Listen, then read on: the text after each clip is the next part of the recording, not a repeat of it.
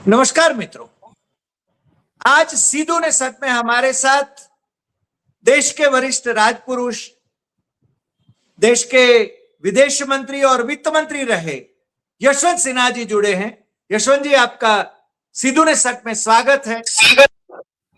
और आप जब हमारे साथ जुड़ते हैं, मेरे ख्याल से हमारे दर्शकों को बहुत ही अच्छा लगता है और आपका विश्लेषण सटीक होता है, इसलिए आपका फिर से एक बार स्वागत।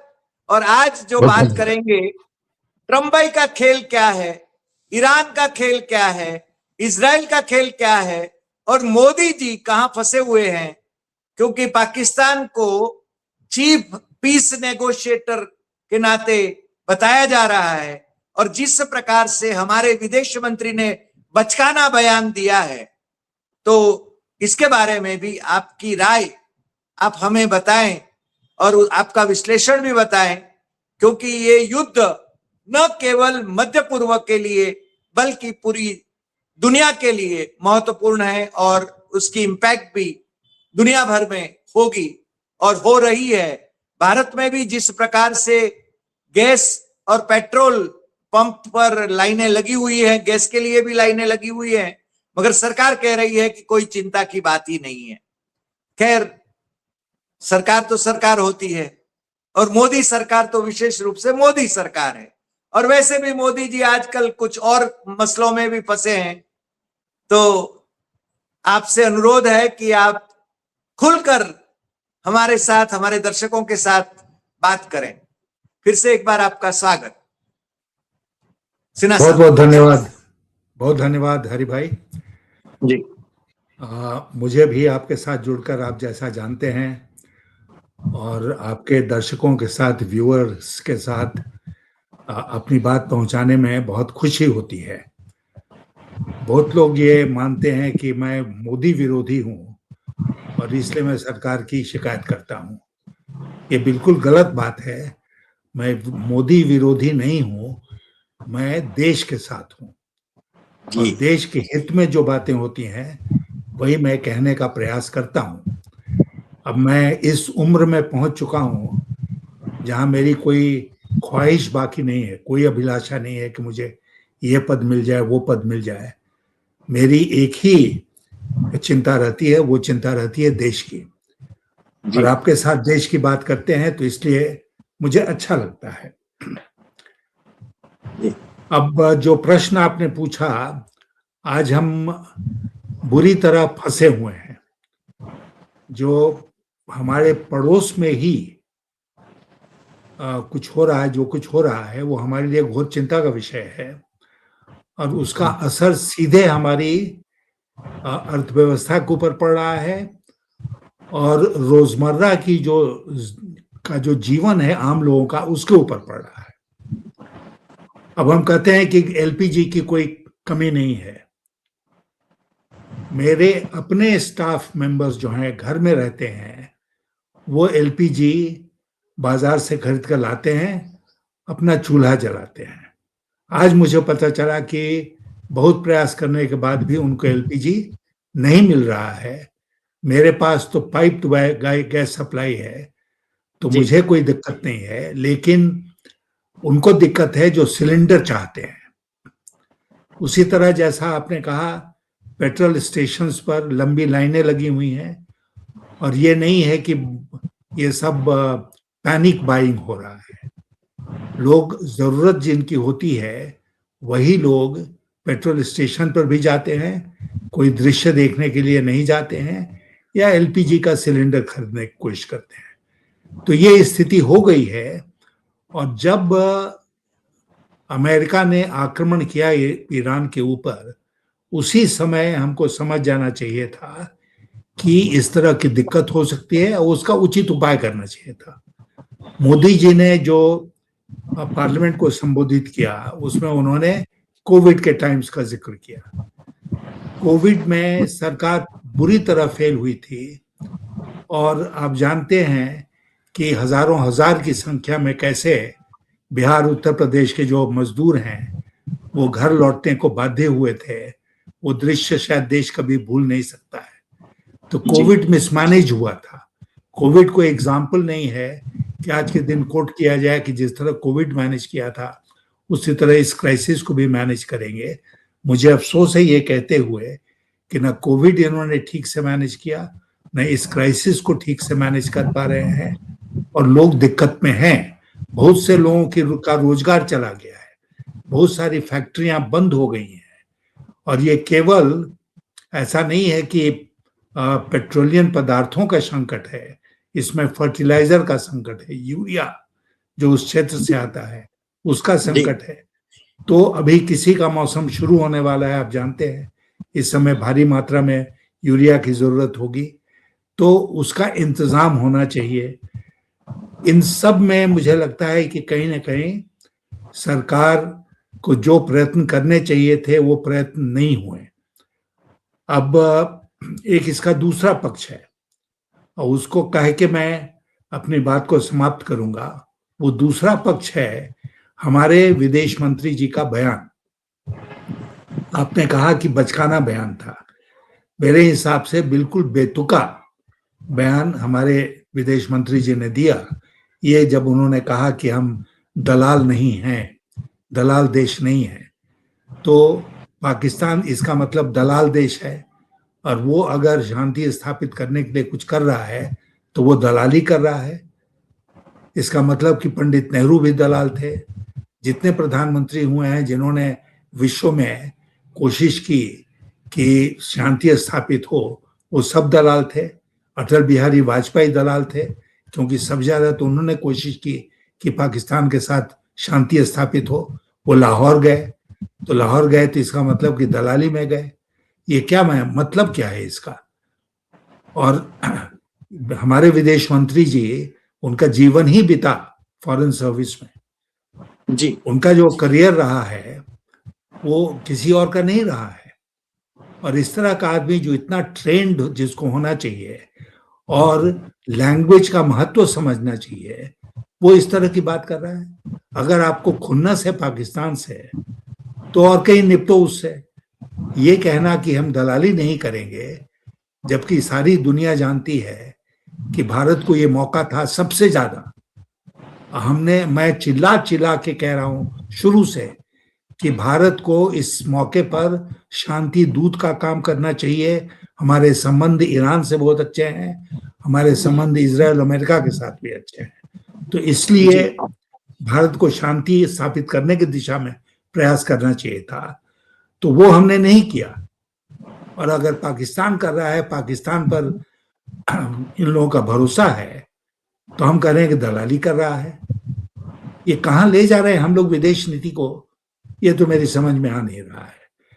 अब ट्रंप साहब ने अभी हाल में हमने देखा, लेटेस्ट न्यूज यही है कि 10 दिन की और मोहलत दी उन्होंने, और वो उन्होंने कहा कि जो तेल के ठिकाने हैं उस पर वो आक्रमण नहीं करेंगे, पानी के ठिकाने पर भी आक्रमण शायद वो नहीं करेंगे। लेकिन दूसरी ओर इजराइल जो है वो इस मौके का फायदा उठा के और ईरान का जो लीडरशिप है उसको एक एक करके खत्म कर रहा है। एक अजीब नया तरीका शुरू हो गया अंतर्राष्ट्रीय स्तर पर कि दो दुश्मन देश है वो टारगेट करता है लीडरशिप को, कि हम लीडरशिप को ही खत्म कर देंगे। अरे तुम लीडरशिप को खत्म कर दोगे, लेकिन कितने लोगों को मारोगे? नया लीडरशिप आ जाएगा जब तक लोग उस रेजिम के साथ हैं।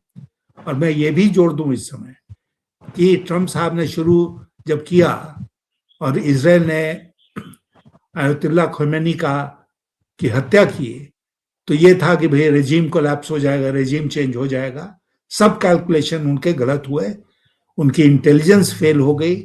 ऐसा कुछ नहीं हुआ। एक को मारते हैं तो 10 खड़े होते हैं, और अब वो जाके फंस गए वहां पर। ट्रंप साहब को इससे बाहर निकलने का रास्ता ढूंढना पड़ेगा। उनके नाक को पकड़कर जो इजराइल चला रहा है उससे उनको छुटकारा पाना पड़ेगा। इजराइल का देखिए, इजराइल का क्या उद्देश्य है इस पूरी लड़ाई में?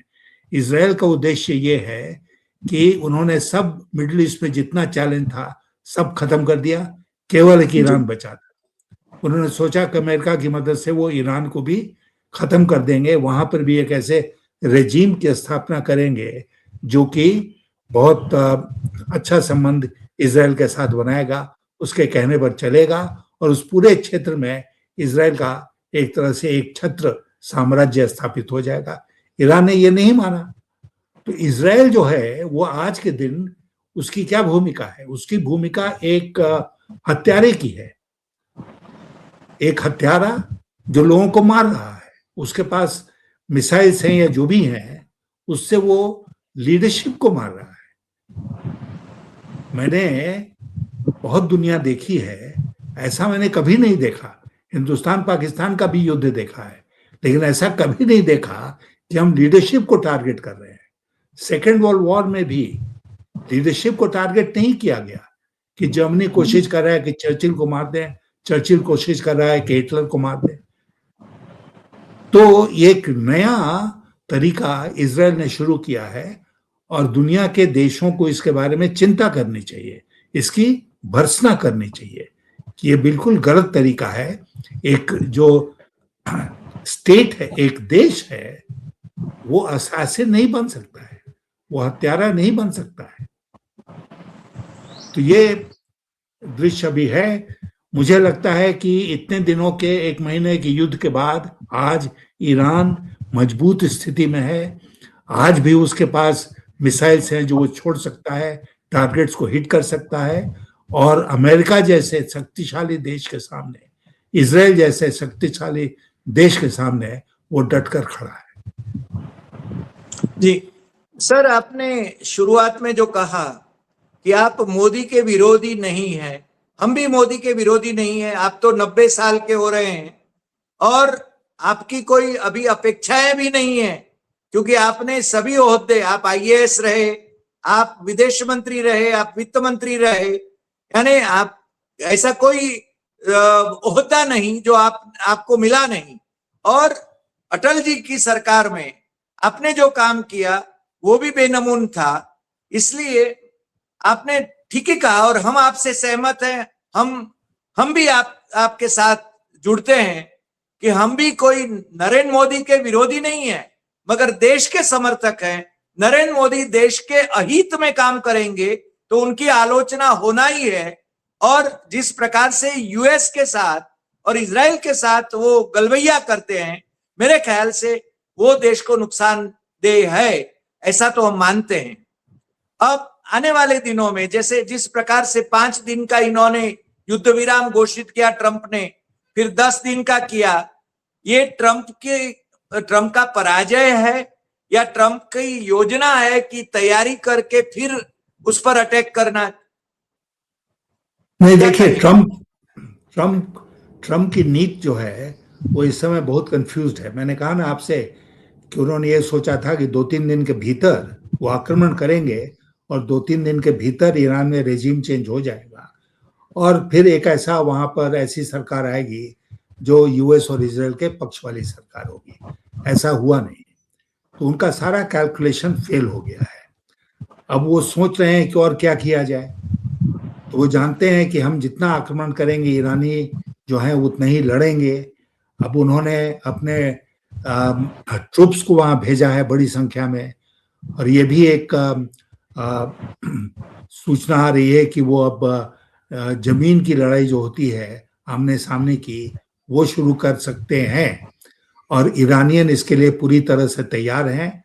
वो उसका मुकाबला करेंगे और वो बहुत बुरा होगा यूएस के लिए, क्योंकि मुझे अफसोस है ये कहते हुए कि अगर ये लड़ाई हुई तो बहुत सारे यूएस ट्रूप्स जो हैं वो हताहत होंगे, बॉडी बैग्स में अमेरिका को लौटेंगे।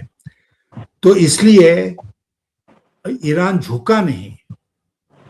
ये हमारे लिए भी सबक है हरि भाई जी, कि अमेरिका और इजराइल के आक्रमण के बावजूद और जितनी बर्बादी उन्होंने की है, जितनी लोगों की उन्होंने हत्या की है ईरान में, उसके बावजूद ईरान झुका नहीं। ईरान आज भी खड़ा है। इससे दुनिया के जितने सेकंड कैटेगरी, थर्ड कैटेगरी के देश हैं जिनको कमजोर माना जाता है, उनको सबक लेने की जरूरत है। ईरान ने एक उदाहरण प्रस्तुत किया है और इस समय भारत को शांति स्थापित करने वाले देश के रूप में सामने आना चाहिए था, जो हम नहीं आए। और अगर पाकिस्तान आ रहा है तो हम कह रहे हैं कि दलाली कर रहा है। सर, जिस प्रकार से अभी हमारे यहाँ गैस का और ऑयल का संकट निर्माण होने जा रहा है, कुछ कंपनी यानी नायरा जो है वो रशियन पार्टिसिपेशन वाली कंपनी है, तो उसने तो रेट बढ़ा दिए हैं, कुछ एक्साइज कम कर रहे हैं, स्टेट को वो कम इनकम होगी। और वैसे भी केंद्र सरकार स्टेट को, जो भाजपाई स्टेट है उनको तो दे रही है, मगर विपक्ष के नेतृत्व वाले स्टेट को वो अन्याय कर रही है। तो ऐसे समय में एक योजना कोई थी जो पाइपलाइन से पाकिस्तान होते हुए गैस लाने की, वो योजना क्यों बंद कर दी गई, या तो मेरे ख्याल से वो आगे नहीं चली। वैसे भी उज्बेकिस्तान या वहां से पाइपलाइन एक तो आती है हमारे देश में, पाकिस्तान होकर। नहीं, हाँ, वो पहले से आ रही है, लेकिन नई जो पाइपलाइन थी वो आगे नहीं बढ़ी, इसलिए कि पाकिस्तान के ऊपर भरोसा हम नहीं कर सकते थे, और पाकिस्तान ने हमको इजाजत भी नहीं दी कि हम उसकी जमीन का, भूमि का उपयोग करके वो पाइपलाइन लाएं।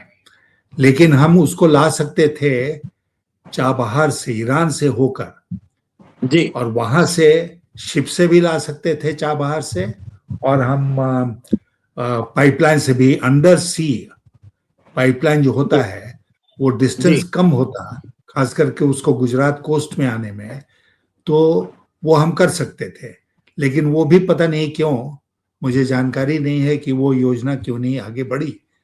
अब ये जो अभी जंग छिड़ी है, लड़ाई छिड़ी है, इसके बाद तो बिल्कुल साफ हो गया है कि भारत को एक ऐसी पाइपलाइन चाहिए जो बिल्कुल सिक्योर हो। वो रशिया से आ सकती है, कैसे आएगी ये सोचना चाहिए, ईरान और दूसरे देशों से कैसे आ सकती है ये सोचना चाहिए, और बिल्कुल प्राथमिकता के आधार पर हमें उस पाइपलाइन को से भारत को जोड़ने का प्रयास करना चाहिए। सर, अंत में मैं ये पूछूंगा कि रशिया, चाइना और नॉर्थ कोरिया, इनकी क्या भूमिका इस युद्ध में अभी आपको लग रही है? ये युद्ध आगे बढ़ेगा, ये युद्ध खत्म होगा? क्योंकि मेरे ख्याल से 4 सप्ताह तो हो चुके हैं अब और अमेरिका वाले कहते हैं कि हमने तो 4 से 6 सप्ताह का ही कहा था कि युद्ध तो चलेगा। तो अब आपका क्या ख्याल है उसके बारे में?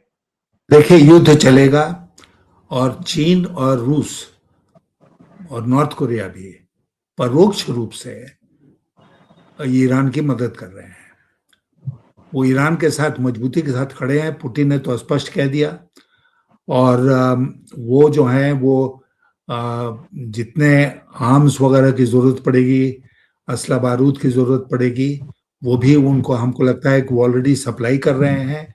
मिसाइल्स वगैरह भी वो जरूर इसराइल यहाँ से ईरान को दे रहे होंगे, और उनके लिए बहुत आसान है कि वो ईरान तक ये सप्लाई पहुंचा दें। इसलिए युद्ध जो है वो तत्काल समाप्त नहीं होगा, क्योंकि ईरान गिव अप नहीं करेगा। अब आप देखिए ना कि ट्रंप ने कहा कि Iran is begging for a deal, begging, और ईरान कह रहा है कि हम लड़ेंगे। ईरान कह रहा है कोई बातचीत नहीं हो रही है, न कोई बातचीत होगी। तो कौन अड़ा हुआ है? अड़ा हुआ है ईरान, और in fact America is begging for a deal कि भाई अब समझौता कर लो, अब समझौता कर लो, बहुत हो गया।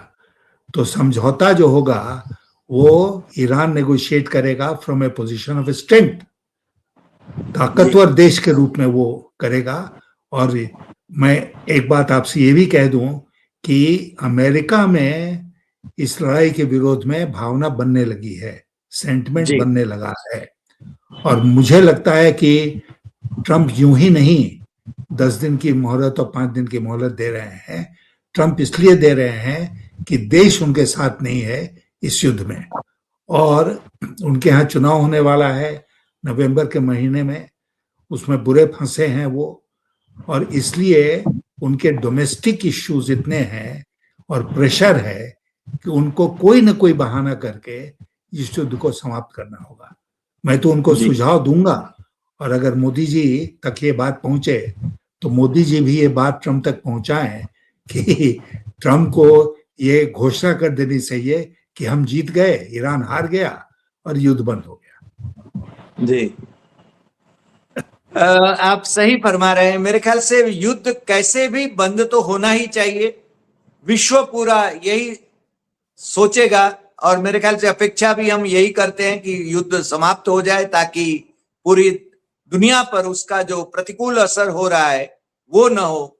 मगर युद्ध के लिए जो लोग, जो लॉबीज काम कर रही हैं, वो लॉबीज मेरे ख्याल से वो युद्ध को आगे बढ़ाने में ही रुचि लेंगे।